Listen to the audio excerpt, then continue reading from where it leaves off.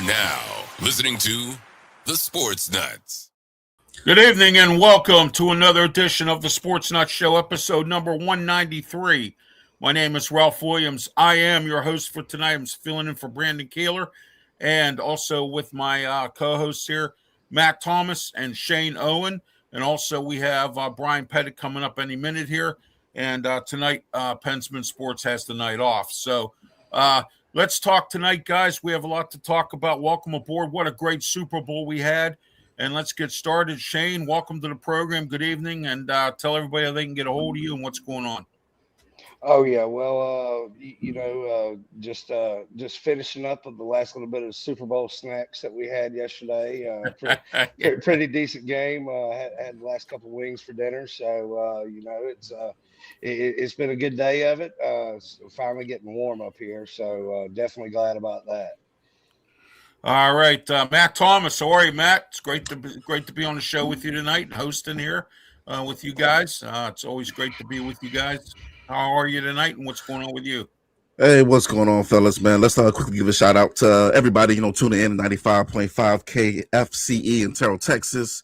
Everybody else tuning in, Tiger Nation Live, TigerNation.live, which airs in Texas, Oklahoma, and Missouri, as well as the other 7 radio stations we air on and the 37 other countries. Ralph, doing well. Shane, doing good. For those who notice we're missing somebody, yes, Brandon is not here. He has a coaching obligation. Hopefully no chairs were thrown or harmed in the making of that coaching time frame that Brandon has done. But yeah, man. Right. What's going on, guys? What's going on? What's new? Oh, we're the Super Bowl's over, guys. Last night, Shane talking about food. I had a pot roast, mashed potatoes. Ooh. Oh man, I made a pot roast and mashed potatoes and watched the game, and it was enjoyable. Later on, we're going to talk. First, we're going to talk about the Super Bowl. Then we're going to talk about the commercials, some of the good ones. I have a top 10, and we're going to have a trivia question for everyone out there tonight. Wait till you see this one. You're going to like it. It's a great trivia question.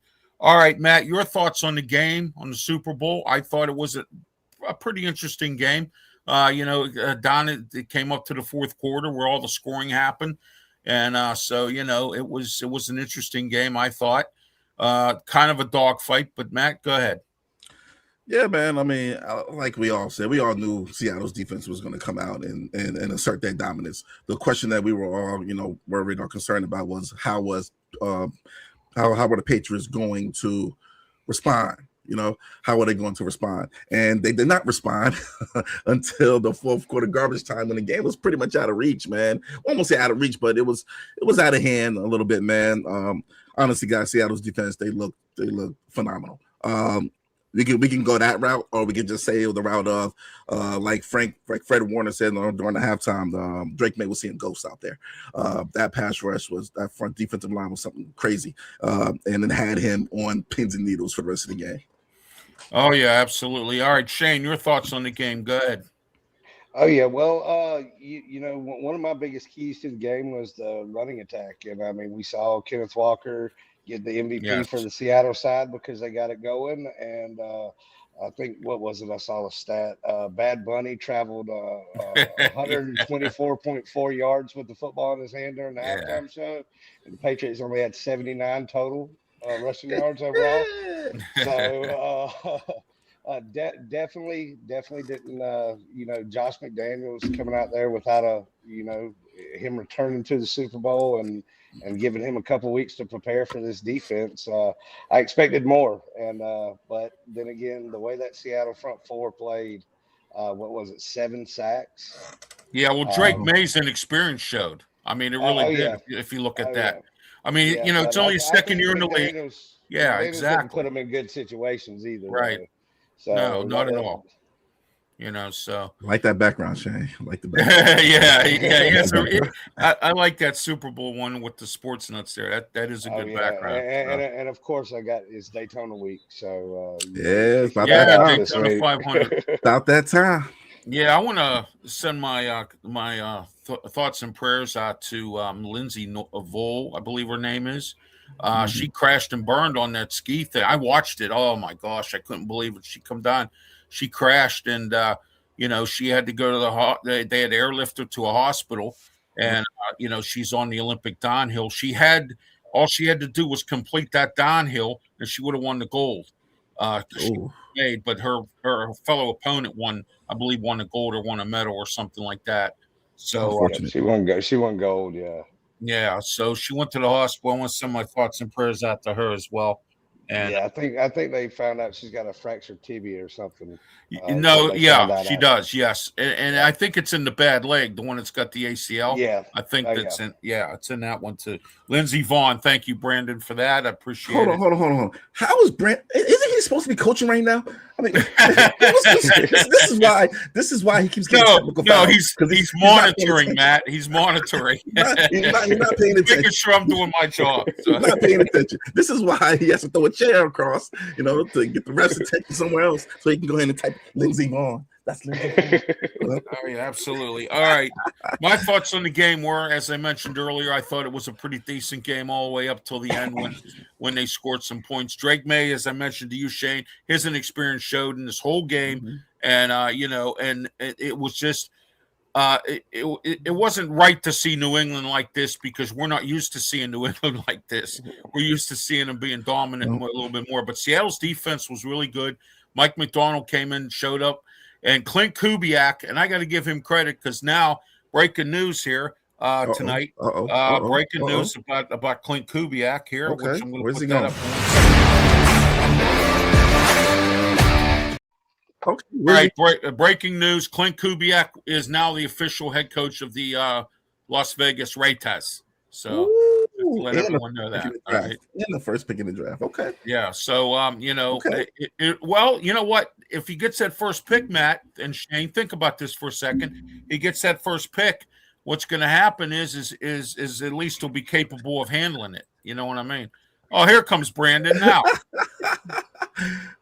Throw the chair, huh, Matt? Really? Hey, man. Hey, there's no chair safe. Now. There's no chair safe. No matter what court you're in, if you're coaching, there is no chair safe, sir. Ralph will tell you why all right, we lost 20-9.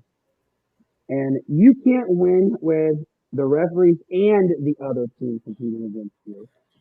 And I asked the referee like 6 times, like, what period are we in? Because it's supposed to be 8-minute period, 4 quarters, and you sub every 4 minutes for subs, right? No, they did 4 minutes. I'm like, well, which one is it? So I kept asking the referee, can you tell me which one it is? He would ignore me. I'm like, all right, cool, good job. Wow. And he started getting kind of a little mouthy to me. And I said, you guys don't follow any of the Tri-County rules that we have to sign a paperwork about to agree to this kind of stuff. And he's like, don't tell me how to do my job. I'm like, well, then do your job correctly. And he walked over and he's like, do you want me to throw you out? I'm like, what is that going to do for me? Like, I mean, are you going to hurt my feelings? Throw me out? What is it going to do? He just kept doing all this to me. And I'm like, whatever, get out of here. You mean nothing to me. And so we lost 20-9. It was awful. Brandon, your thoughts on the Super Bowl since you're here joining us? I think it was a joke. It was it's actually rated. I know it was rated as the 5th worst Super Bowl of all time. Well, at least the halftime show was the most watched halftime show of all time. Yes, it was.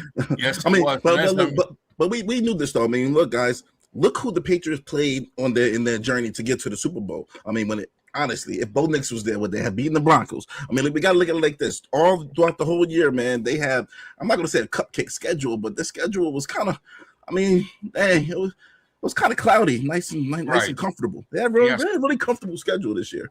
Yeah, well, you know what, Matt and Shane, and Brandon, I say this all the time. It's better to be lucky than good. Absolutely. And I think this year that fits New England. Shane, would you agree with me on that? That fits New England. It was better to be lucky than good to get to the Super Bowl because there were some games they could have lost. I mean, really. Yeah. And there were plenty during the season that Right.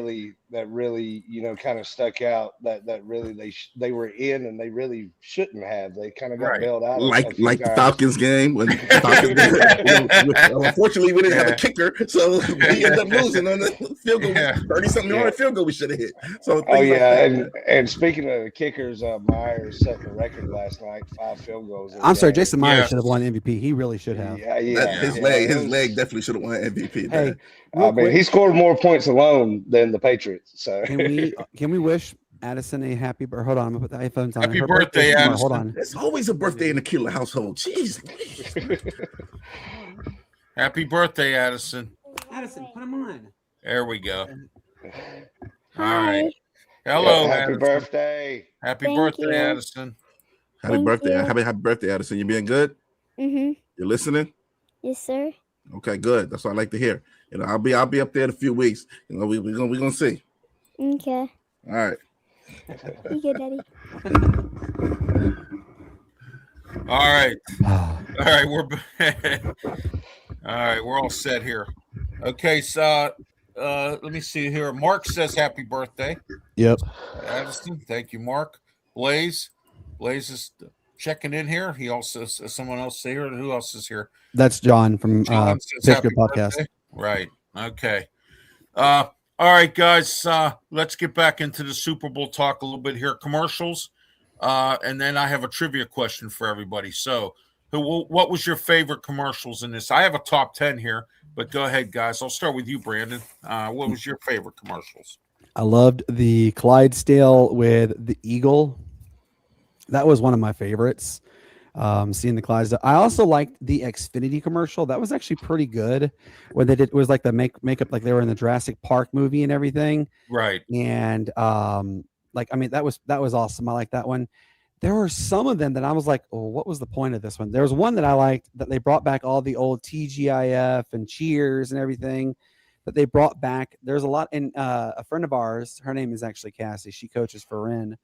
And I said, there was a lot of nostalgic type commercials that came on, and I really enjoyed getting to see them. And then there are some of them, like I thought there was one that was a Linux commercial, and I'm like, we haven't seen a Linux machine in decades. Why are we bringing this back? Never really told us what the commercial was, and I was like, well, that was just kind of pointless. There was a lot of them that I would say that Matt alluded to this last episode, and so did Shane. There is a lot of like lack of creativity now in Super Bowl commercials. And John just said way too many. I was actually really disappointed in the commercial. Now there was some good ones, but overall I'd give it a 6 out of 10. What about you, Matt? There was really only one commercial that I really kind of really liked, and it was like that Living the Dream commercial about a father and a son, and you see his son is a kid, and he's like living the dream, and then the son plays hockey, he's like living the dream, and then the son gets a little older, living the dream, then the son meets his girl, living the dream, and you get older, and then at the end he has his daughter resting on him, and he's living the dream, Pop, living the dream. So that one was pretty cool. But other than that, man, besides the one you said, Brandon, guys, are we seeing a fall off of the Super Bowl commercial? Like, I mean, we mentioned it, but it's like they were just regular standard commercials now, man. And like I said earlier, Matt, $10 million per commercial spot, and 60 spots. So that's $100 million right there. They wasted their money. Yes, exactly.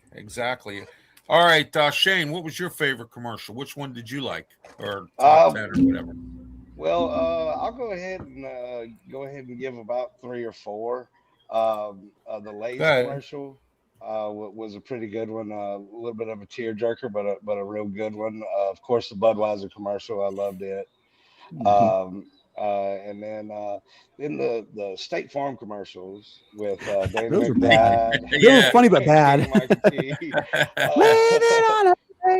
love it. Yeah, so that was a good one. But then my favorite one's got to be the 50 Cent DoorDash about the beef. DoorDash. I have that on my top 10, Shane. I have that DoorDash commercial. Yeah. Here's the cognac. It's aged 4 years or 50 months, whichever. There were some really good ones out there. Yeah, like he had the combs for Sean Yes. Combs. He had the Yeah. combs, you Oh, know. Yeah. the cheese puffs too. And people don't know that when he's mentioned about Always on Time, that was one of Ja Rule's biggest songs. Ja Rule was a guy that they said had beef for early in his career. So Always on Time was his biggest song with the I remember Shanti. that So song. you mentioned that. So. I'll tell you which one I like, the Hellman's one. The one where where they sang the No, Sweet that Caroline. was gross. And It looked like he And was they doing put the something. mayonnaise together. Yeah, I thought that was pretty interesting. I like the Hellman's commercial. Look, John just said the Instacart was Guy good. Fieri one. That was Pepsi really Which was good. good. which one is the one when the grape and the banana ran at each other? That was Oh. Instacart. That was Instacart. That was Instacart. Yeah. Okay. Yeah. That mayo one was gross. Like, I'm not going to say because this is the G-rated what it looked like, but kind of use your imagination the way he was doing it. And I was like, that was the worst thing I've ever seen. Cassie was like, that was gross. there was some really just like beyond odd commercials. The Guy Fieri one was odd. Yeah. That He one looked was weird pretty with odd. he had his hair dyed and didn't have, he was wearing makeup and he had a A oh my toupee, goodness. maybe. mask. It was a mask that he wore. Yeah, It was exactly. just weird.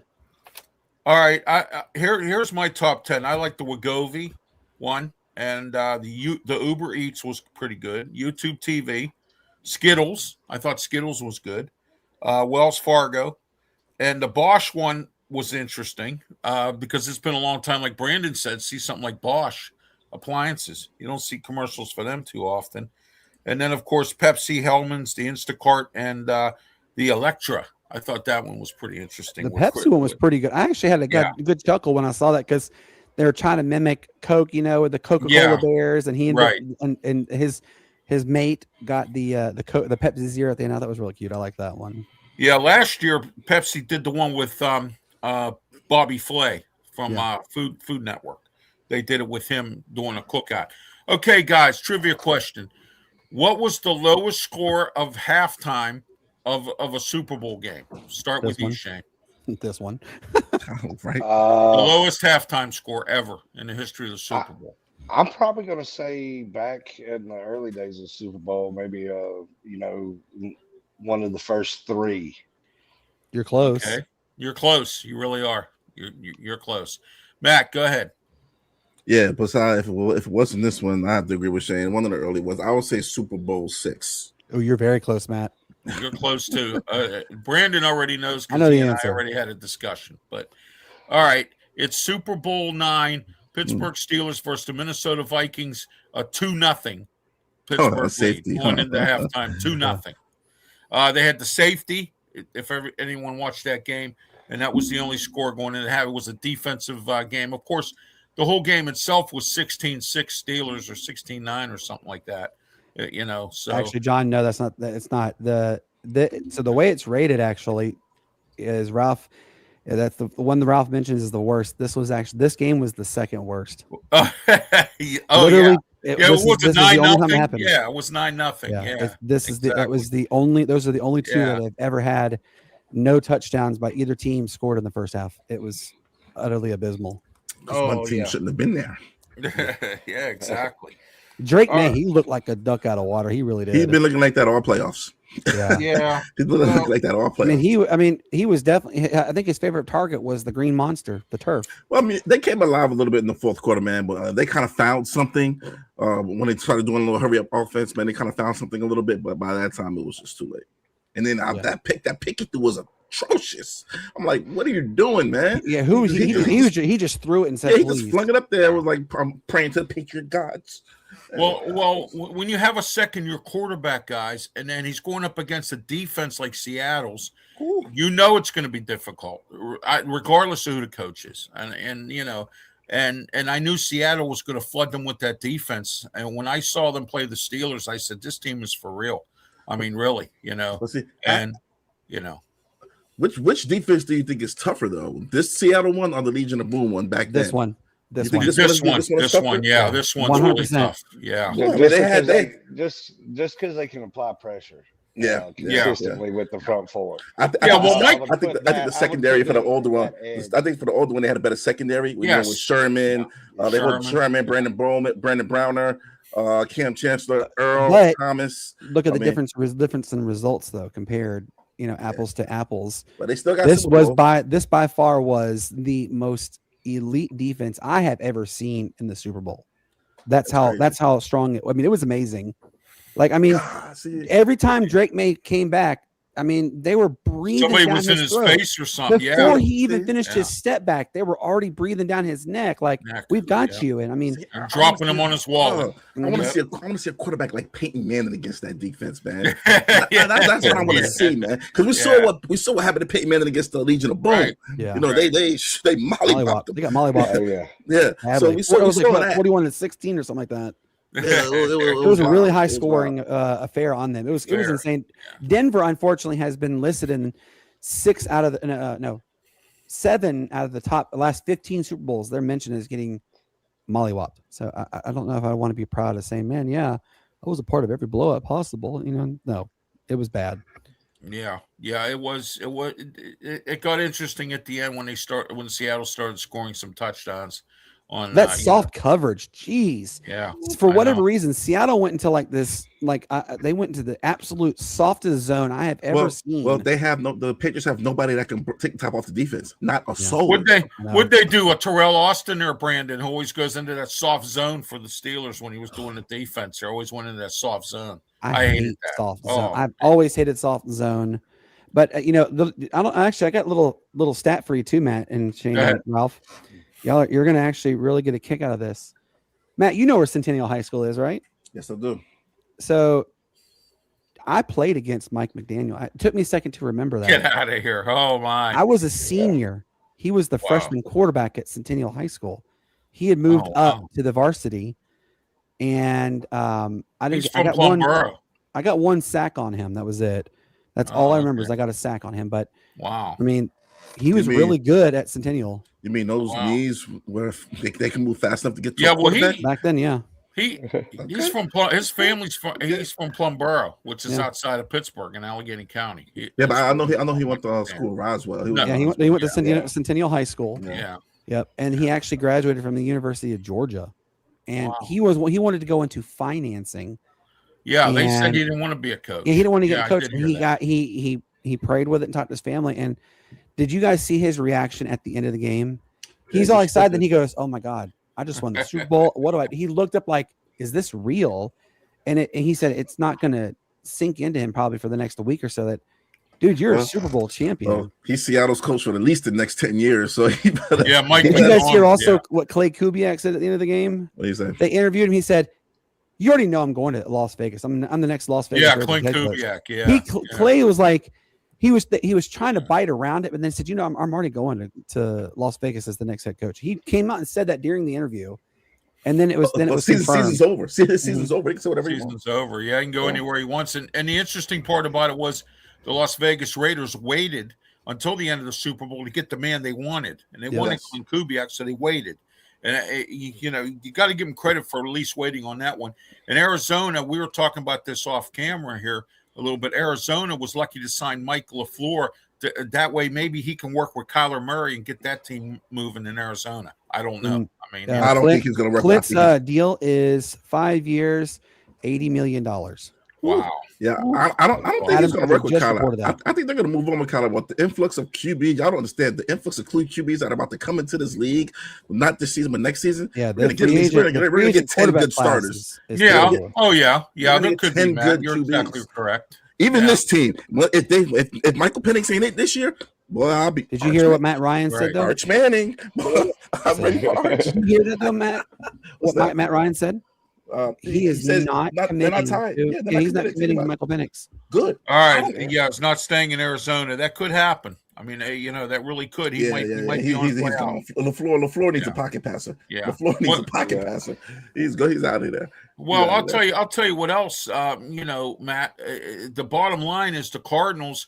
He might want to rebuild and just say forget it and get rid of Kyler Murray and get him out the door and and all that, because a lot of these new coaches now are doing that. Aaron Glenn did it. You got rid of Aaron Rodgers, and a lot of guys are just shipping out the quarterback and saying, "Hey, I'm going to start over." You know what I mean? I mean, look, you have probably the best tight end in the league with Trey McBride. You have Marvin Harrison Jr. You have your running back. You have that. What's his name? But he's James Conner. No. They have another running back. He's better than James Conner. He's better. Oh, okay, yeah. I can't remember his name. I can't but remember he's his name really either. good Yeah, I running know back. who you mean. Their offense is set. They just got to get a few pieces on the offensive line, but their offense is set. They're They just always need to focus on they're defense. missing just one or two pieces Well, always. now they're going to be missing Yeah. a quarterback. They're going to need a quarterback, but that's a great place for a young quarterback because you have a young tight end Jacoby and young- Brissett played down there this year, I believe. He yeah, was the one Brissett, who yeah. started because Murray He's was listed hurt. as one of the favorites was to hurt, sign somewhere in so- free agent. Him and Malik Willis are the two listed as the potential Yeah. best free agent, which is I wouldn't mind him in here in Atlanta until Penix gets back, so Penix can show us he's not it for the team. But we'll see. We'll see. All right, let's move on here, guys. Yeah, let's From the move Super on. Bowl here.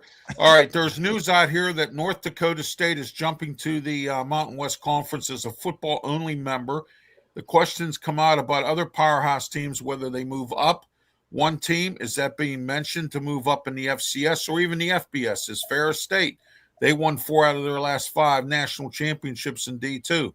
What schools would y'all also like to see move up? I'd like to see anybody that's connected with North Dakota State or any of those teams in that whole bracket there, that whole sector there. Any one of them could move up. As we talked off camera, there's a lot of great athletes coming out of those schools. And I think that they deserve to move up. Shane, what do you think about that?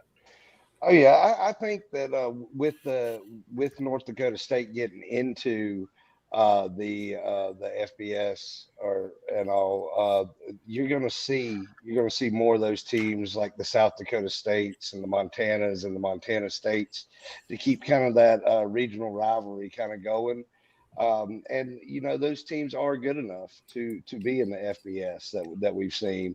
Some of the other ones like was mentioned, Ferris State coming up. I'm not sure because it's North Dakota State and some of the other schools that I mentioned have had such a dominance in football over the past 10 years at least. So I could see them, especially with this football only stuff. But I could see a lot more of the other schools, that are not as big into the football as North Dakota State is. That's where their money comes into their athletic department. Like Ferris State, they kind of spread their money out, and other schools kind of do as well. So the football only part is going to be what's going to get those teams up north and in that sector kind of put in there. I could see though, that it'd be only football only for a couple of years, and then they could move up depending on the success and of the program. And we've seen, as we mentioned, as Brandon brought up last episode with Utah Valley. And all, they're in the WAC coming up from the FCS and all, and they're not holding up their end of the bargain. So it's going to be very interesting to see if we see a big jump between these smaller schools, if they can hold up their end of the bargain in whatever conference they may end up in. Yeah, see, I don't know how this works, guys, but I do know some of these conferences require you to have certain amount of attendance you have to have at your games, or your field has to be like 45,000, 40,000, 30,000, whatever it is. I don't know. You have to have 60% of your student body. 60, right, exactly. Yeah, there you go, body. Brandon. Yeah, thank you, for that. But, yeah, exactly. That's what you have to do. Matt, your thoughts on this real quick, and then we'll go to Brandon, and we'll move on. Go ahead. I got to piggyback. I got to piggyback off of Shane here, man. But also at the same time, piggybacking off of you too, Ralph. Give me the schools that are going to be able to recruit players and have players that can compete, with the players that are already on that level. Again, we can name schools all day long, man. But if they can't Can get we though? players, huh? Can we though? Yeah, I know the list. I know the list But of the teams that are moving up. yeah. But I mean, will they be able to keep up? How long is it Yes. going to take? How long is it going to take for them to be on that level where they're competing for a conference championship in the conference that they're going to? But hey, man, a lot of kids out there, a lot of kids that are the transfer portals. You transfer, you play the next day, pretty much. That's what it seems like, man. It really is So- true. So it Yeah, won't surprise me, man. I guess that's why teams are more comfortable with moving up now, because you got somebody who's on the bench in Alabama that's getting no PT, their third string linebacker, who will be the star linebacker here at, let's say, Ferris State. So hey. we'll see. We'll see what happens. But I mean, I think it's good now just because of the transfer portal, and then you don't have to sit and wait a year to play. I think, I think we could see some schools that surprise people, but we have to wait and see. Oh yeah, Wait till you absolutely. hear the list. Brandon, before I get to you, I forgot to mention Montana State. Toledo is going into the Mountain West Conference. Sacramento State, who has a good football team, they're always in a bowl game. I see them all the time. And then also Western Georgia is getting involved in the Sun Belt Conference in 2028 and 29. But go ahead, Brandon, your thoughts on this. Go ahead. Yeah, you guys are about to see some absolute insane movement. So, Matt, to piggyback on what you said of possibilities of teams moving, South Dakota State is going to move. They're actually having conversations with Mountain West as to be a full member. Mountain West has listened. Sacramento State has said they will pay whatever entry fee they need to get in, and they will not take any revenue sharing for the first 7 years, which is what SMU did to join the ACC. The ACC, And so Sacramento State applied at both the Mountain West and also applied at the MAC. It's whoever's going to take them first, they will go to. One of them is going to accept. It's the same with Montana and Montana State. They are having a lot of serious conversations to join the Mountain West Conference as a football-only member. Mountain West Conference wants full-time member, so that there's a potential we'll see them come. Abilene Christian is also moving. They're moving up from the WAC. They're going to the Conference USA. Our good friend, who is the offensive line coach at University of West Georgia, confirmed that they are moving up to the Sun Belt in 28-29 as a full-time member, which is a huge move for them. Just think about this, because they were, Matt, this is what's really crazy. West Georgia's athletic program is only 25 years old. It's fairly young. Yeah. And they're moving already in that direction. It's really big on this one. Let's see. There's so many teams that are jostling left and right. Toledo, like you heard Ralph say, Toledo is most likely going to join in 27-28 as a football-only member to the Mountain West Conference. Mountain West Conference only wants them if you're regionally acceptable for full-time members, and that's like Sacramento State and all that kind of stuff. So that's what they're doing. So really excited to see all this moves that are transpiring. I think it's going to be a good move for North Dakota State, Ralph. I really do. Yeah. People are sitting there dogging, why would they choose to go to the Mountain West Conference instead of going to like the All-American or even the Sun Belt? I mean, someone made an audacious claim. Why don't they go to the Big 12? Some of these conferences are going to start dissolving, guys. Yeah. I mean, you're going to see conferences dissolving, and you're going to see all these conferences have a lot of teams in them, because it's going to be boiled down to about 6 maybe, if we're lucky. You know what I mean? That's going to happen. I mean, the SEC. You got the SEC, the Big 10, and then the EEOC, the everybody else conference. Right, exactly. The That's everybody else conference. That's literally all it's going to be. Everybody else's conference. Before that, we'll see the ACC and the Big 10 merge before that. So also, I don't know if you guys saw this. This is actually came out yesterday. New Mexico is joining the Big 12 in all but football. Every sport but football, because New Mexico is still part of the Mountain West. Gosh, I say this every time, but long gone are the days of Big East basketball. Yes. And man, those are over, man. I love Big East basketball. When it was easy to know who's in the conference. And here's the kicker. The reason why they're not joining in football is because the grant of rights deal is A, ironclad, and B, it is absolutely ridiculous. It's $80 million to leave this conference. They have it. New Mexico doesn't. New Mexico is one of the few schools that are extremely broke. New Mexico State and New Mexico are still paying off debts from 10 plus years ago. That's how far behind they are the circle still. They're still paying Bob Davies' contract. That's just an example. They're still paying Bob Davies. Oh my gosh. New Mexico State is still paying Hal Mummy off. Ralph, do you remember when Hal Mummy coached at New Mexico State? That was early 2000. Hal Mummy was the head coach at New Mexico State. I remember. They're still paying his contract off. Are they still paying him? Yeah. Oh, you know who else was in New Mexico State too? Jerry Glanville. Yep. Wasn't he one of them teams? Yeah. He also coached at the University of Hawaii, and he also coached at the yeah, exactly. Yeah. That's my man, Jerry Glanville. I missed him, man. I used to love him. He was comical. He was one of those coaches. He hated Brett Favre. Oh, I know he did. Boy, he did he hated ever hate everybody. I mean, he was like, hey, he'd be like, hey, Mississippi boy, hey, country boy. He would trash talk Brett Favre left and right. And all I gotta say is, man, I bet Brett Favre he's probably saying, so Jerry, how was that again? That you told me I was not going to mount anything, and what am I, a Hall of Famer? Well, speaking of Brett Favre, Yeah. Oh, you know what, Matt? Thank you for reminding me. I forgot. Let's talk about the Kirk Cousins situation in Atlanta. Atlanta has decided to cut him, but is that official? Yes. Yeah, it's official. Yeah, that he. It looks like They will Kevin cut him before the end Stefanski before March. Right. He wants to do something else. I guess Stefanski does. So we'll see what he does with Atlanta. Matt, since you cover Atlanta and so does Brandon, we'll start with you guys. Go ahead. Bring Shador. No, I'm just playing. If you say that name, I'm gonna throw a flag. I'm just playing. We're not gonna do that. We're not gonna do Here's that. the flag. Here's the flag. I'm throwing a flag on Matt. Okay. What a penalty on Matt. Yes. Don't throw your dirty draws over here. Nah, man. Frosty the Snowman is not a dirty draw. It's a dish towel. That actually is a dirty drawing. Nah, man. It depends. It depends if I don't know what they're gonna do, man. I mean, they could bring Kirk Cousins back for the cheap, but cheaper than that, will be Malik Willis or Jacoby Brissett or even a Dylan Gabriel from the Browns, the guy who Stefanski actually wanted. Yeah. So it's a myriad of ways of decisions things that he could do, but knowing Kirk Cousins, he's going to want to go somewhere where he's wanted and when he's the starting QB going forward. He's not going to want to have to deal with where would you send him? Being a stopgap. So where do you think he'll go? It's like, where would he go? Yeah, where do you think he'll go?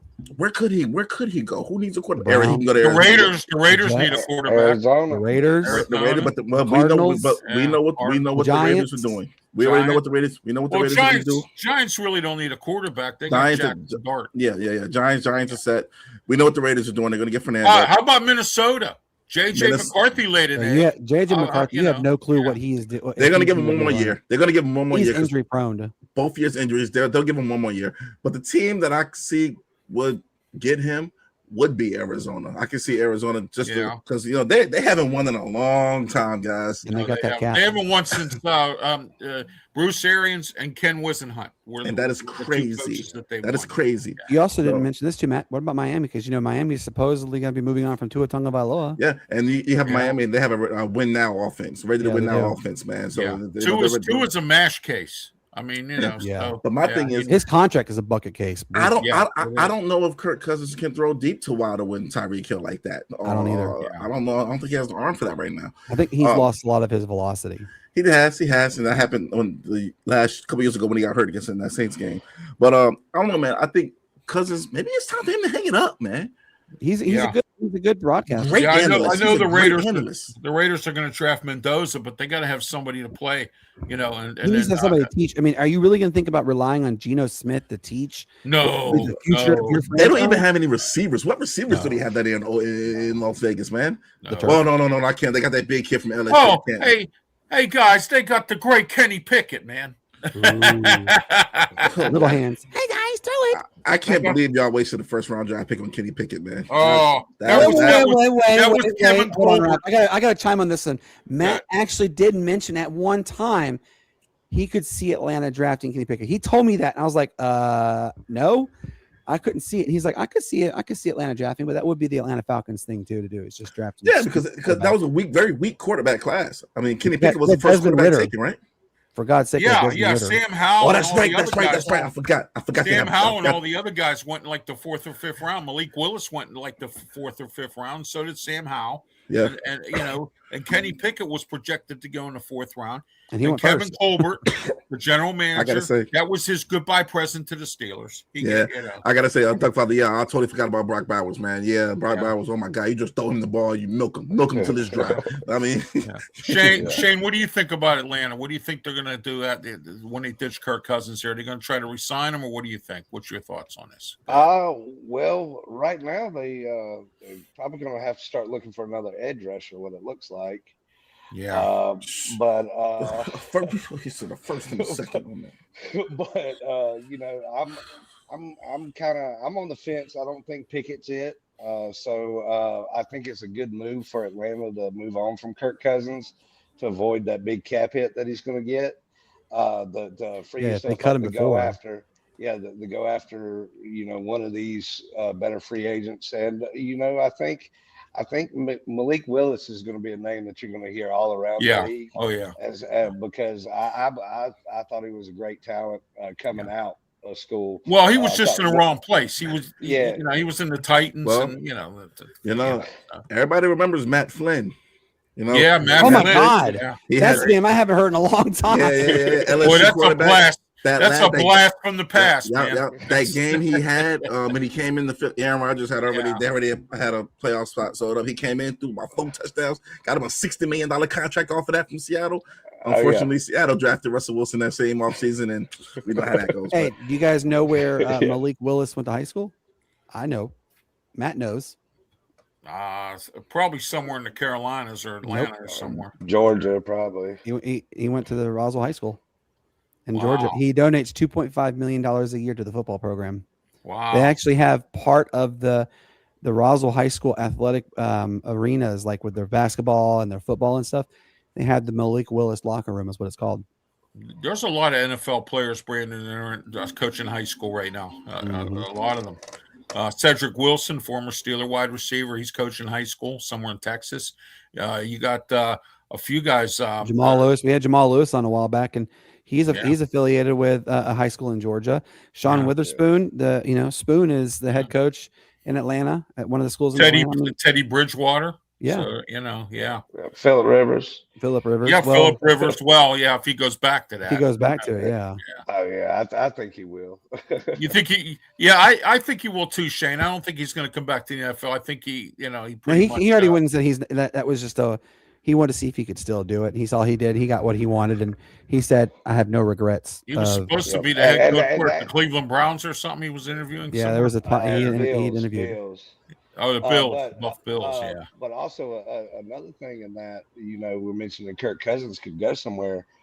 Definitely put him somewhere like Indy, with Danny Dimes. Yeah, Richardson's laid an egg. Indy seems to be where all the good quarterbacks go to die now. As of late, hey man. Yeah, exactly. Yeah, that's where they go to die. Yeah, you got that right.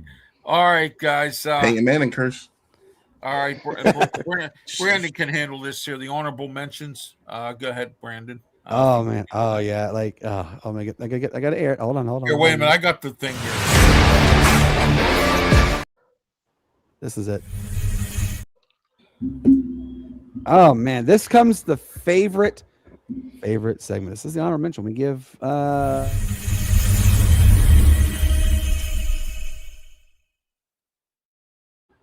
we air or talk about 1 to 3 sports stories that usually the mainstream media either doesn't cover enough of or they just don't cover in general.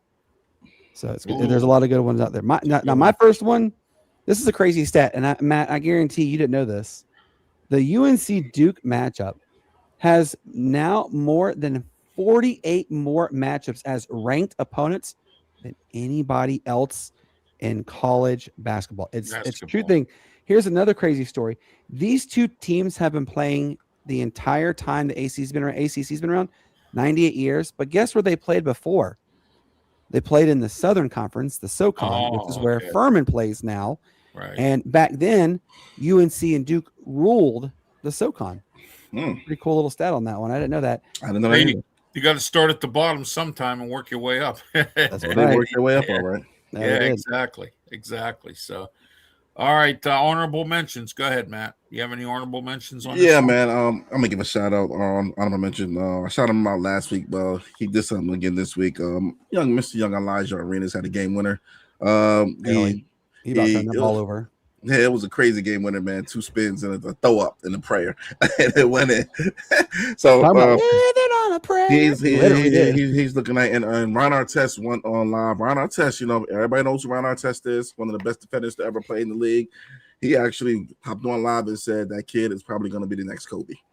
So shout out to Mr. Elijah Arenas, man. With the coaching from his dad and stuff like that.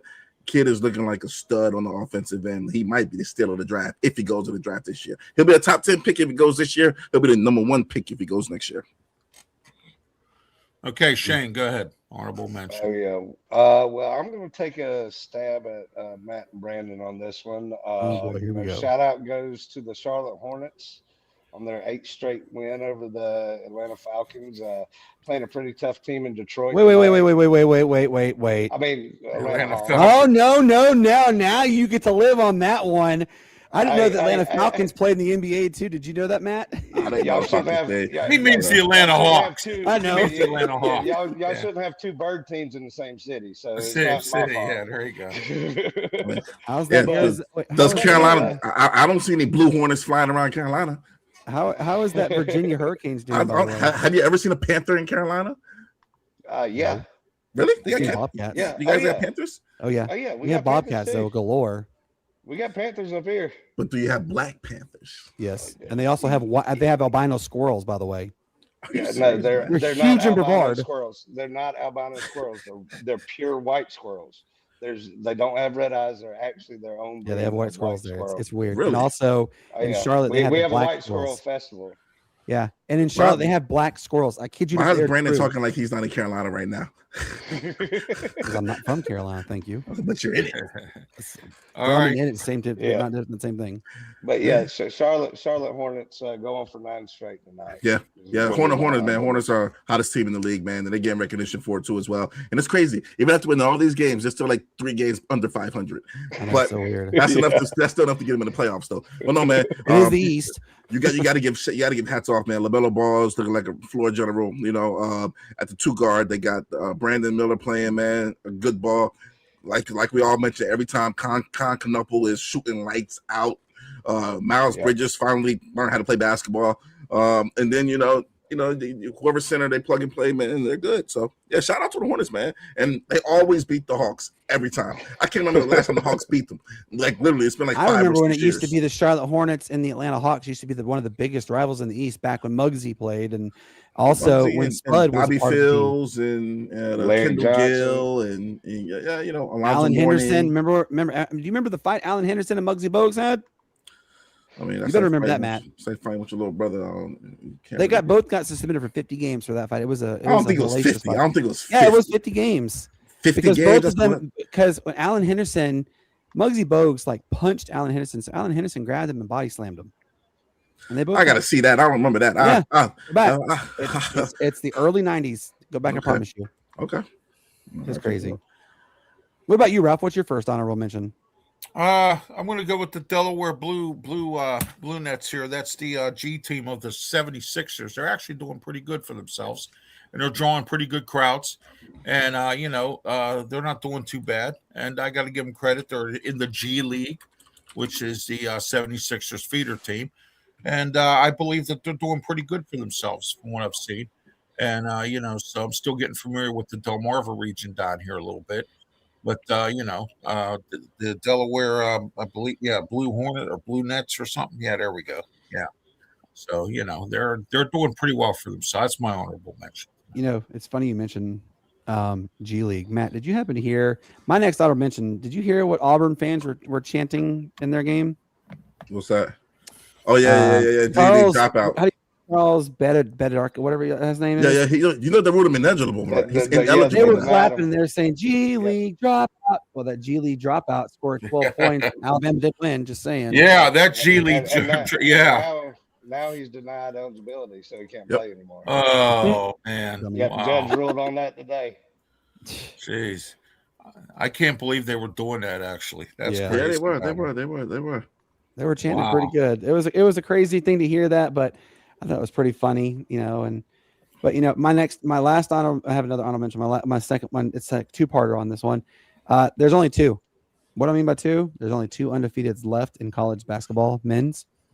They are Miami of Ohio, the Red Hawks, who have the nation's longest winning streak at 24-0, and Arizona is 23-0. The only reason why Miami of Ohio has the longest is because they played one more game than Arizona. But my question for all of you is do you think we could see both teams finish the regular season at 30-0? What do you think? That could happen. Miami's in the in the MAC MAC. conference, right? Yep. So, they could finish dominating that, and then getting into the tournament. I'd like to see that. That would be interesting to see them do that. Oh, absolutely. It's a cool thing. Yeah, it is. It's nice to see some smaller teams get in it. I want to tell you a little story about the NCAA basketball. 1999, I was in Vegas at the Frontier Hotel, and that was the year that all of the underdog teams won. They beat Syracuse, they beat Duke, they beat all of them guys. So I'm standing at this food stand where you could get a hot dog and French fries if you stay at the hotel for $3. Okay, $5 if you don't stay at the hotel. So I went down to get a couple of those combos, and I'm standing there, and there's a guy behind me said he only had $1 left to his name. He bet the ranch on Syracuse, and they lost to Wright State in the in that game. And you should have seen the sports book. These people were walking out of here like they didn't know what to expect. Their heads were down. All the underdogs won that time. And then when I saw that sports book, I said, "Oh my gosh, wow!" That's a really interesting name. Like teams like Southwest Missouri State, off number 5 Wisconsin, Temple, and Kent State. Yeah. Hey, look! Hey! Somebody got paid that night. Somebody got paid that night. You can't believe it. I don't know what refs got. The refs had a coalition. Hey guys, this is what we're gonna do. So somebody got paid. That reminds me of, Matt? Do you remember that commercial where they're talking about I had this such and such in my fantasy football league, the referees, and they're congregating, they go, "Your mic's still on," and they were talking about we're gonna call travel or personal foul and whatever. It was so funny. That's what it reminds me of.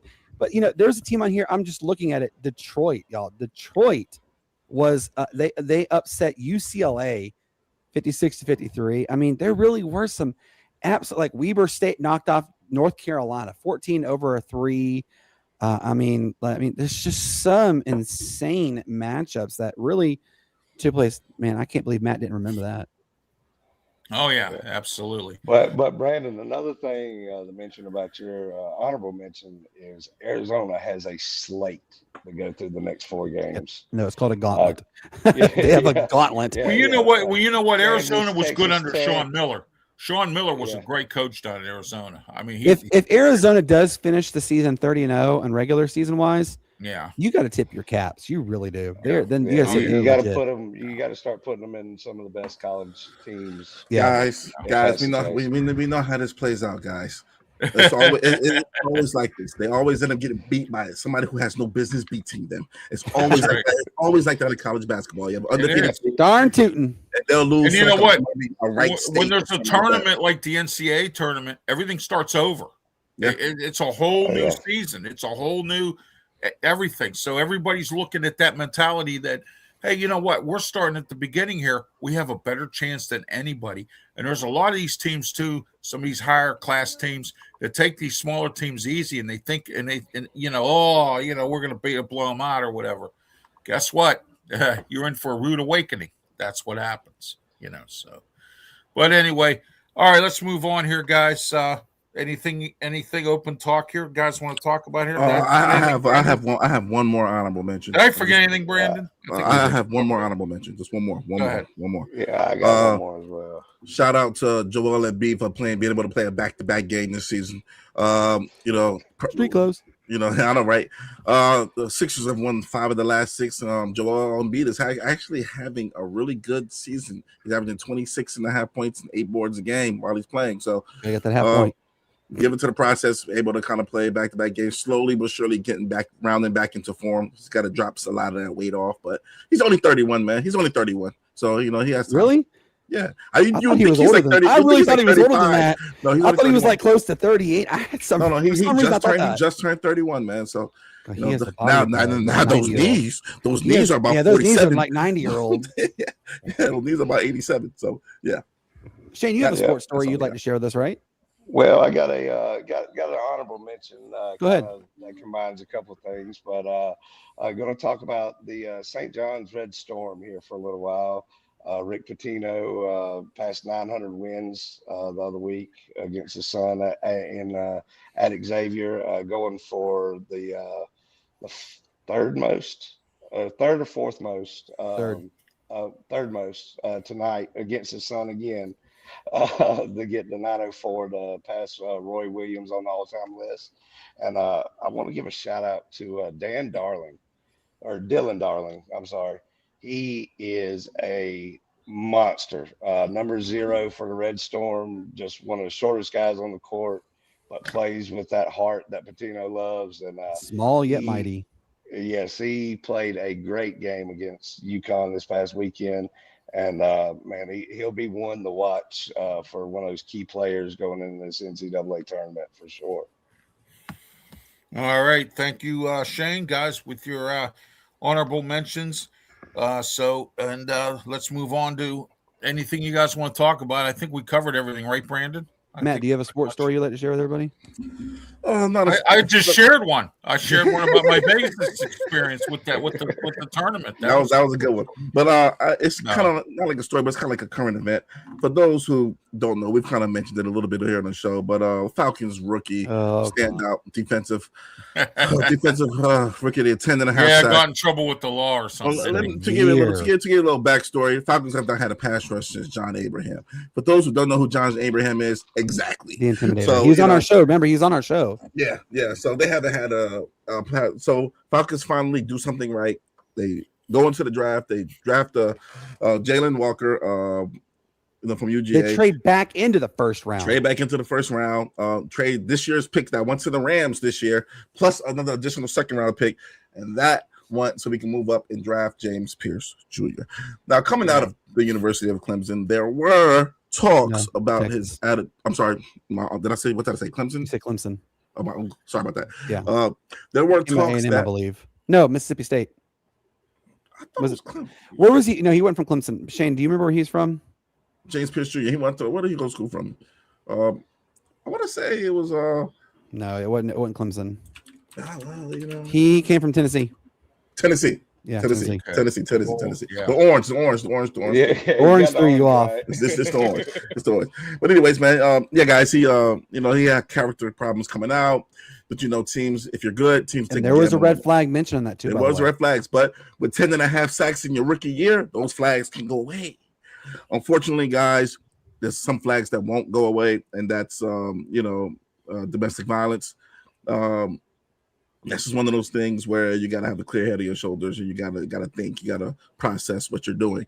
Unfortunately, him and Rakia Jackson, who's a WNBA player, they were together, and he kind of was, got into an incident with her. He fell off the deep end. Yeah, he went off the deep end. I'm trying to be respectful. He went off the deep end because I'm pissed right now, but he went off the deep end. Rightfully so. And got into a police chase. I got into a police chase. NFL player, but getting into a police chase. Another O.J. Simpson. It took 7 officers. 10. So 7 at first to get him on the ground, 10 to fully arrest him. 10 to fully arrest him. He got lucky he wasn't shot. Because he actually drove a car. Yeah, reports are he actually drove a car and hit one of the cops' knees. Hit a knee of a cop. So it's kind of it's kind of like you probably won't see him in the Falcons uniform ever again. Won't see him in the NFL ever again. It's unfortunate. It's an unfortunate situation, but also it's unfortunate for this organization here because again, first and second round draft pick wasted. Hopefully, I got some good news for you. Give us a supplement draft pick. You ready to hear the good news about that? Or something? What would that be, Brandon? So, first off, the Falcons are filing it's called an exception rule. Means they can void his contract without any cap hit. But you ready? It's a rookie contract. It would still count against dead cap if they didn't file. They filed it. 4 or 5 mil. It's a lot.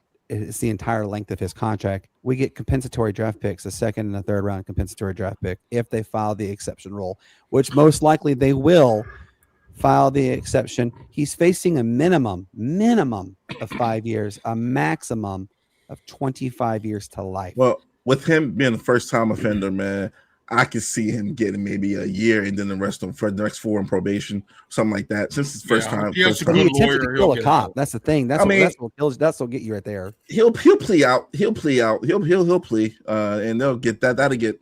But his time in Atlanta is over with. I believe. I firmly believe he is never going to play. And I could see him never playing it down.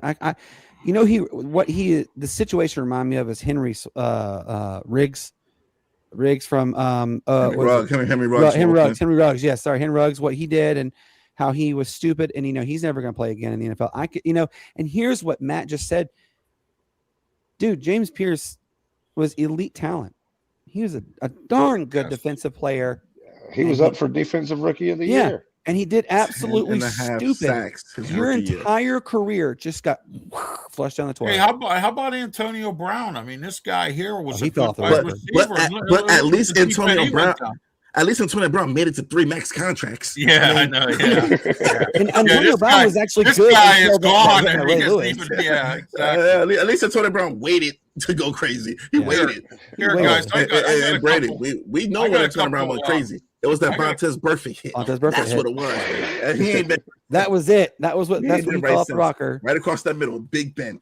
Ralph, your QB, is responsible for Antonio Brown. Or that CTE acting up on him. Right across the middle, saw Big Vontaze Burfict right there.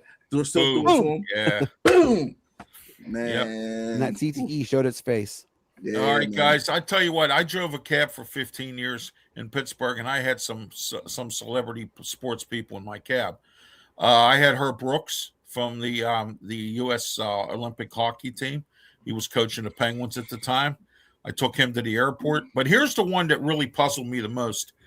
I had Gary Sheffield in my cab, and his meter fare was $4.60, and you're not going to believe this, guys. He gave me $5. Gave me $5. That's a great tip. Hey, man. Great tip. Yeah. Hey, gotta stay rich. Exactly. Gotta stay rich. Yeah. Exactly. But I'll tell you another good one. I had Chad Ochocinco in my cab. Took him out to one of our malls, way out in the north sector. I know he blessed you. He did. He did. Okay. Him and Chad Ochocinco and I had Hushman Zada in the cab with them. Oh, TJ. Yeah, their phones broke, or they were having issues with their phones, so I had to take them out to an AT&T store at one of our malls. They went in. I waited for them. Come out. Total fare was $50. They gave me $100. Told me I'd keep the change. Very nice. Very nice. Very personable. The one that was really bad in my cab was Greg Maddox. He had a real bad attitude. I didn't like him. He got in. I tried to be nice to him. I said, "How are you today?" And I even called him Mr. Maddox. I said, "Mr. Maddox, how are you? How's everything with you?" And he didn't say a word to me. And then he was in there complaining and whining about something. And this older guy, if you ever watch the movie Caddyshack, remember when Rodney Dangerfield goes up to the guy and he says the graveyard's 2 blocks to the left? He looked exactly like that guy. and he was sitting there, and it was $4 on the meter. He handed me a $20 bill. I gave him a receipt. He said, "Keep the change." And I want to apologize for Greg's attitude. I said, "That's fine. I mean, I get it, but at least I got a $20 bill out of it." So I've had some people. I've had wrestlers. I've had sports figures in my cab. I've had the Star Trek crew. So in my 15 years, I had a lot of people. So that's one commercial you guys didn't mention. The Mandalorian and what's that one? The Bo begins with a B. Matt. What's his name? Bo something. Boba Fett. Yeah, they're doing it. They're doing a Star Wars episode together. They're doing a Star Wars series together. That was one of the commercials. I'm surprised, Matt. I'm surprised you didn't mention that one, dude. Hey man, look, man. There were times where I was dozing off, man. What you want me to do? What you want me to do here, man? You want me to sit through that monstrosity? Give me all the shit. That's what I want you to do. All 60 commercials. You didn't sit through them, Matt. Yeah, Matt. You have to sit there and watch every commercial, and you $600 million somebody made. You got to grade it. Yeah. I suffer from sleep apnea, and I'm narcoleptic. Good luck. All right. Thank you, Tiger Stripes Media, for tuning in tonight. So the U.S. Has matched its first Olympic calling. The curling. That's when they. That is absolutely legit. With the brooms on the ice. It's first ever mixed gold really match. Fun to watch. Going into. No, Brett, every time I watch it, I can't look away.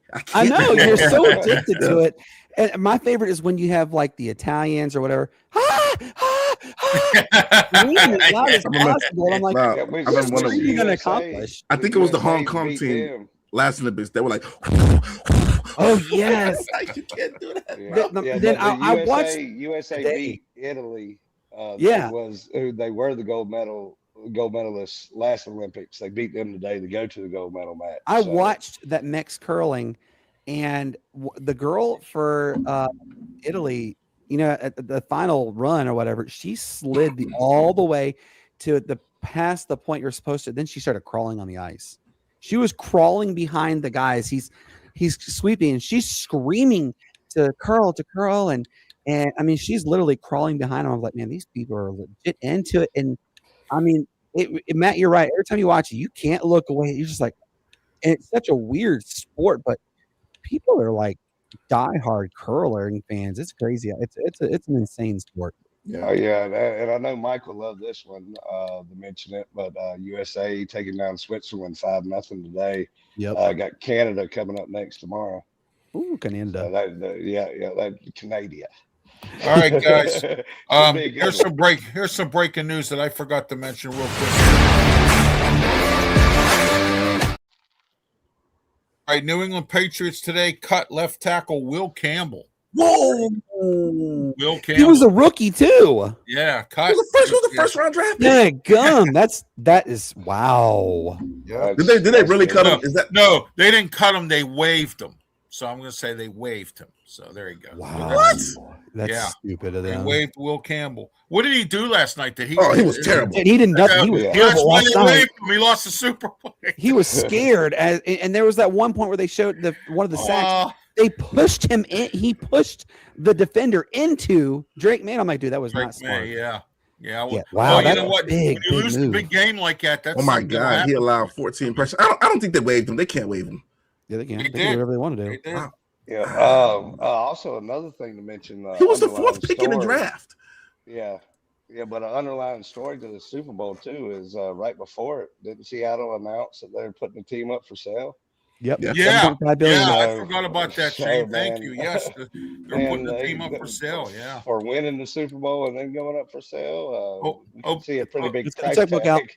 Well, here, see, I'm taking a collection so I can put them on a dollar. $7.5 billion, please. Hey, as long as we buy them and there's a new pope elected that year. Yeah. All right, so here's a comment. Since 2005, Seattle has won the Super Bowl every year. A new pope has been elected. Oh, they have not waived them. Well, that's what I have here. So I don't know. I don't think they waived him. He was the fourth pick in the draft. They can do that. They can do whatever. I mean, No, that's unheard of. You got to pay all that cap. He was the fourth pick in the draft. He was top 5 pick. That's like a $60 million cap hit. There's no way. There's no way. crazier things have happened, Matt. You know that. I've never seen a top 5 pick get waived after 1 year. I have. That's never happened. Yes, it has. Who? Yeah, give me a happened minute before. here. I'm trying to see if this is Not even Jamarcus Russell. God, don't mention that one. Demarcus Russell. That's an embarrassment. Not even Jamarcus Russell. Ryan Leaf, remember he got cut after third season, wasn't it? Yeah, No, he did. No. Yeah, he was Ryan bad. Leaf played. He was terrible. Ryan Leaf was was terrible. awful. He didn't. Yeah, Ryan Leaf yeah. got kicked. That was a difference. Because he threw a fit and tried to fight a reporter. I He remember got that. kicked out of the NFL. That's Yeah. a difference. Yeah, he got kicked out. He was a joke. That was an absolute disaster. I guarantee you, after the going back and looking at what we know now, Indianapolis said, "Thank God we dodged a bullet, not drafting Ryan Leaf." Because that was a discussion. That was a crazy. Could you imagine how discussion, boy. bad? What would it if we'd reverse roles? Ryan Leaf goes to the Colts and he's an absolute dumpster fire. Peyton Manning goes to the Chargers and the Chargers win like 7 Super Bowls or something. Dude, Like, these could you Ryan imagine? Leaf, these Ryan Leaf numbers are dreadful. I've never Yeah. seen anything like this. He's bad. Oh, right. That was the worst. That had to His, be one of the his worst. rookie year, he only threw for 1,200 yards, 2 touchdowns, 15 interceptions. Yeah, it was bad. Oh, Yeah, whoa. I've seen some After bad his ones out second there, game, man. he got Whoa. into an actual Yeah. argument and almost got into a fist fight with reporters. Yes, 'Cause they asked, "Why are you being so- why are you saw playing that so bad?" video. Yeah, They're like, Well, "Why I are you saw playing that so bad?" And he said, But "I I'll tell said, you "Take what. enough it off," and he was going I'll off. tell you on what, him. though. He turned everything around. And he's what is he, an analyst now? yeah, he's an analyst. He's Yeah. also a motivational speaker, and he became a girl dad 2 years ago. His daughter is as cute as a button, and Yeah, well, Ryan he Leaf, changed you his know. life around. He really did change his life around. Yeah, Demarcus Russell was bad. There was a bunch of Marcus them. Russell still is bad. I mean, he got Yeah. what he got fired from coaching a high school team because he stole $75,000. Yeah, the money. What a Jeez. dummy he was. He was going to pay for tournaments and uniforms and everything, and he just cast the check and said, "I don't know where the money went." Man, that's bad. You're bad in the NFL, and then you're bad in the outside world. That's even worse stuff at all. And this is what All John right. said. Ryan Leak goes on Rich Eisens. So when Rich is gone, Yeah, there you go. Yep, exactly. Yeah, they'll get a job if you're an athlete or or an ex-coach. You'll get a job. Easy. Hey, speaking of which, did you guys real before? I want to say this before we go. Did you guys see how fat Antoine Walker got? Brandon, he's picked up that weight years ago, bro. Yeah, that dude looks like a beluga whale. He makes Peter Griffin looks tiny. Wow, I mean, Brandon, the man lost millions of dollars. He's still paying his debts off from all those times, all those horrible investments he did decades ago. He had $100 million contract and it's all gone. That's crazy, dude. He invested so many horrible deals. After he left the NBA, he was still playing internationally for China for like 10 years. Luckily, though, man, he played in the league, so he gets a pension. After out of the league, you get a pension. I think it's like something 40,000 a month or something like that. So they get a pension. He still has to pay a lot of his debts off still to this day. Wow. Yeah. But if you go look at him, I mean, I people who are watching, he's a big boy. I promise you, he makes Peter Griffin look tiny. That's how big he is. He's a big boy. But you forget he's 6'8". He's still 6'8". 6'8" and 400 pounds. I'll tell you who Seattle drafted that was a bust. Brian Bosworth. How about him? The boss. God, Boz. He was a bust. Boz. He was the man in college. He was the man in college. I know. He was the ladies' man in college too. Yeah. He is what all these high school movies when they have the jock. They mimic him. He is the mold. Yeah. He is the mold. Yeah, he's big the reason why they make those. They made, like that movie, Not Another Teen movie that was kind of centralized about his idea with Jake. That was kind of the idea because he could get everything he wanted back then. And Boz, no one hears about him anymore. That was just Speaking of football movies, I watched Gridiron Gang this week. I like that movie with The Rock. That's a good movie. Gridiron. Oh, Gang. nice. Yeah, and then I'll tell you a good movie if you guys want to. A lot of people don't understand point shaving, and a lot of people don't understand some of the stuff that's going on in college basketball. You want to see something in high school? Watch a movie called Even Money. Okay, Even Money has a great cast in it. It has Danny DeVito, the late Ray Liotta. It has Kim Basinger, and it has Kelsey Grammer. And it's a great movie. It's what Traffic was to drugs. Even Money's about gambling. It goes in different circles. Okay. And one of them, and also Forrest Whitaker is in there. His younger brother plays a high school athlete that's shaving points. Okay. So a high school there, and then college, Blue Chips. That's about shaving points with Nick Nolte. You got to check that movie out. Blue Chips. Shaquille O'Neal's in that too. That's a good movie if you want to indulge and educate yourself on that kind of stuff in high school and in college. Watch those two movies. I have some little bit of breaking news from Adam Schefter and Yahoo Sports. Go ahead. Tight end David Njoku has announced on Instagram he will not be returning to the Browns and is leaving for free agency. This is as of 22 minutes ago. He's about to get paid. Him and Kyle Pitts are going to set that market. Market. Shout out to Marcelo Ozuna, by the way. Marcelo Ozuna, he did. Yep, John just mentioned it. Marcelo Ozuna signed a 1-year, $12 million deal with the Pittsburgh Pirates.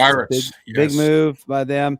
Obviously, Alex Anthopoulos has got some moves. I'll tell you what, Brandon, I hate to say this, but I'm not a Pirate fan because of the owner. But I will tell you, they have made some moves this year, and they have been serious about a lot of stuff this year. More serious than ever. And with that move of signing Zuna, McCutcheon took down his profile picture. Of him in a Pirates uniform. Yeah, I know. Andrew McCutcheon, no, he's had a hell of a career. He needs to go ahead and just hang it up, though. He really does. Well, either hang it up, Brandon, or go somewhere to win a World Series. You know what I mean? Don't do the Mike Trout rule where you stay at the same team and never win anything. Yeah, exactly. I mean, I know he wants to stay close to home because his family lives in the area, but you know what? There comes a time I want to retire. I want to, like Cam Hayward, he wants to retire. He wants to get a Super Bowl. Hasn't had one yet. So, I mean, there's a lot of guys out there that are at the end of their careers and they want to get a Super Bowl, or a World Series or any kind of championship. I mean, please show me where that is, John. I want to see that article. if Andrew McCutcheon were to come to Atlanta, first off, I don't think Alex Anthopoulos would be willing to pay him just because, Alex Anthopoulos is the biggest cheapskate there is. So I don't know if that is I don't that'd be know. cool. I don't know. The Braves have a top 5 salary this year, I think, so far. So Yeah. 5 or 6. So he's willing to do it.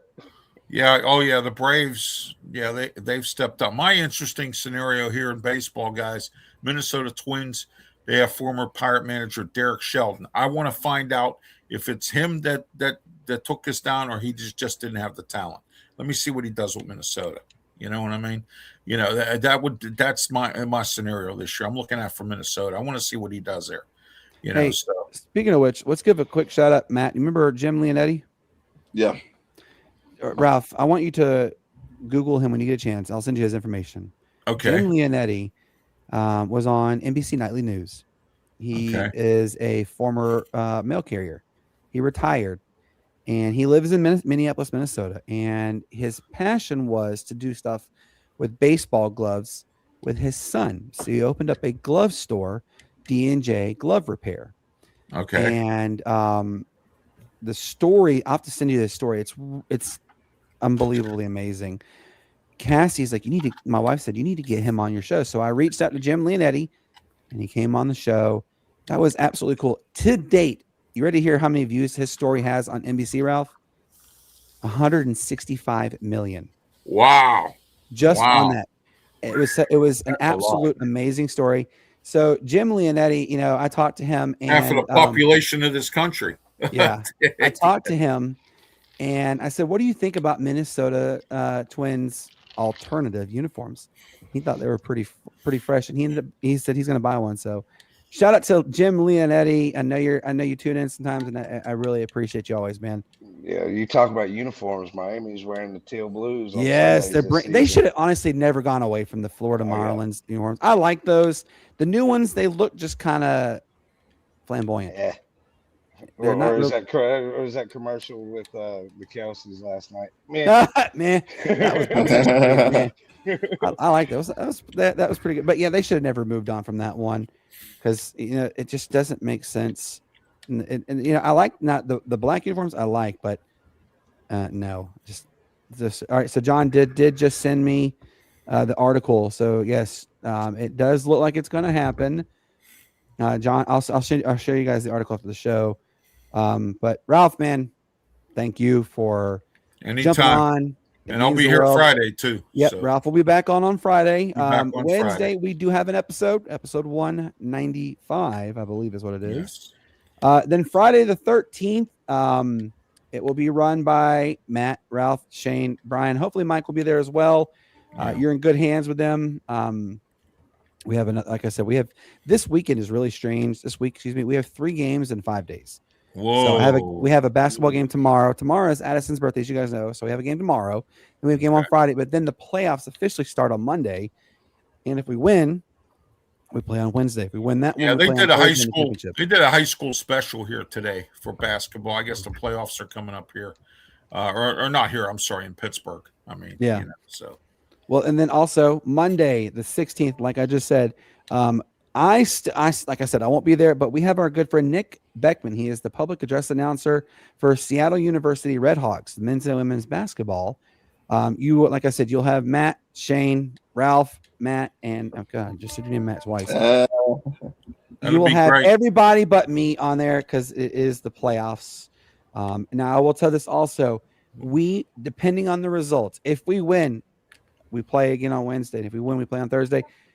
If that comes to fruition, Monday will be the only episode next week. So just be prepared. And I know Matt will be relishing that because he's got a lot to do still. Shane absolutely has a lot to do. So we have a lot more guests coming up. I promise you guys, you're not going to want to miss a lot of the guests that we have. Not at all. Not at all. Please like and subscribe. Brandon's got a lot of and the guys here got great material here. It's a pleasure working with you guys. It really is. You guys are great people. So, and I'm glad I'm part of this team. I really absolutely. We are honored to have you, Matt. Give your final goodbyes, please, sir. Absolutely, guys. Super Bowl just passed early in the week, so everybody just have a good week, man. Let's go ahead and Had to do that. Sorry. it's not the weekend yet, but in case guys, just follow the rules. Don't get flagged in the game of life. If you're gonna go out there partying or whatever, make sure you call an Uber. Don't drink and drive. You don't want the whoops come up behind you and take you in. But yeah, guys, just follow the game of follow the rules in the game of life and take care of yourselves and don't get flagged. Absolutely. Ralph, give your final goodbyes, sir. All right. I have one thing to say, and I always say this all the time. Please, by all means, be safe. Please, by all means, if you don't know how to drive out there in the snow, don't. Please find another way. Don't get yourself into accidents if you don't know how to drive. And one thing I want to tell you, driving in the snow, don't panic. Just take it slow, move, and don't, because I've seen so many people. I've been involved in rear end crashes where someone plowed into my vehicle because they were going 40 miles an hour down an icy road or 80 miles an hour or whatever. All right. So by all means, please be safe. And don't forget to catch my YouTube channel, Ralph Williams, RW Media. Like and subscribe, and also to the Sportz Nutz Network and everybody here. Also Facebook. I'm also on Twitter X, and I'm also on radio. I have 3 radio shows up in Pittsburgh, and I also have one in Philadelphia, and I'm working on 2 more radio shows in Pittsburgh. So a lot going on with RW Media Productions. Don't forget to like and subscribe to Pensman Sports, as well as Brian Pettit and the Tiger Stripes Media. So there you go. Absolutely. Isaiah, good to see you, man. All right, Shane, give your final goodbyes, sir. Oh yeah, well, it is Daytona week, so I'm gearing up, getting ready for NASCAR to be back. So getting really excited for that. Qualifying starts Wednesday, and then they're full on different series event every night until Sunday afternoon. So getting geared up for that. Hope everybody has a good rest of your Monday. As always, it's a pleasure to be on here and have everybody follow, listen, comment, subscribe. So we're real appreciative of that. But as I always tell you, may the good Lord bless you. Peace, love, and bacon grease. Peace, love, and bacon grease. And Isaiah, my thoughts on the Falcons are we shall see. Oh, yeah. We'll talk more about that next episode. As I always tell you guys, peace up, A-Town down. Why? It's the greatest sports city there ever was. You guys have a fantastic evening, fantastic week. We will see you on Wednesday. Until then, enjoy this outro and good night. Good night.